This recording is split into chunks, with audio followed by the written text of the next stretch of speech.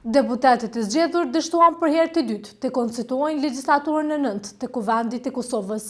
Seanca u mbajt sot, 48 orë pasi dështoi e para me 15 prill.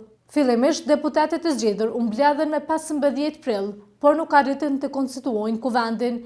Kjo pasi partitë që deri tash ishin në opozit kërkuan nga anëtarët e qeverisë të japin dorëheqje formale. PDK, LDK dhe AK votuan kundër raportit të Komisionit të Përkohshëm për verifikim të mandateve. Ashtu siç e parashë rregulloria e Kuvendit, deputetët u mblodhen pas 48 orësh në një tentim të dytë për konstituimin e organit legjislativ. Kryesuesi i seancës Avni Dohari, që është zgjedhur deputet i lëvizjes vetëvendosje, ftoi për një konsult përfaqësues të subjekteve politike, por siç tha ai nuk kishte konsensus. Dohari e ndërpreu seancën dhe tha se njëjta do të vazhdojë me 19 prill në ora 12. E çka than partitë politike? PDK, LDK dhe AK kritikuan lëvizjen vetëvendosje për këtë veprim, pasi sipas tyre po bëhet për pazare politike. Këta nuk kanë shumicë parlamentare dhe me qenë se nuk kanë, po dëshirojnë me ble ku.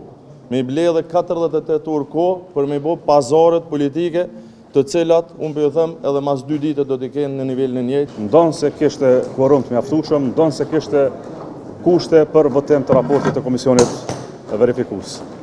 Sinqerisht, është përkeqardhje kjo praktikë e re bllokuese e kushtetueshmërisë së Republikës Kosovës. Zoti Kurti po dëshiron me ble kohë për shkak se nuk i ka votat për zgjedhjen e kryeparlamentarit, nuk i ka votat për formimin e qeverisë, nuk e ka shumicën e thjeshtë dhe për këtë arsye po mundohet jashtëligjshëm, antikushtetues, antiligjor ta bëjë zvarritjen e konstituimit të seancës. E sipas lëvizjes vetëvendosje, qeveria është në dorëheqje prej marsit, kur ishte periudha e certifikimit të rezultateve.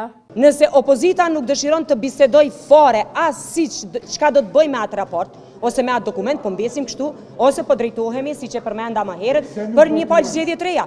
Çka thot ligji dhe monitoruesit e Kuvendit? Ligji për qeverinë e përcakton që anëtarët e ekzekutivit, të cilët zgjedhën deputat, duhet të japin dorëheqje një ditë para certifikimit të rezultateve.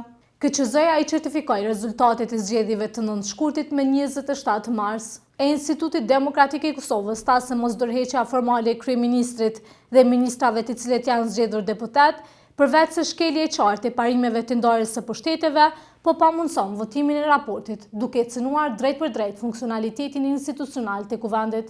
Kësaj here, si ndërprerje u karakterizua nga një shkelje tjetër procedurale, ku kryesuesi i seancës, në këtë rast zoti Dehari, ndërpreu seancën pa pasur votim formal dhe pa i konsumuar pikat e rendit ditës, gjë që përbën shkelje procedurale.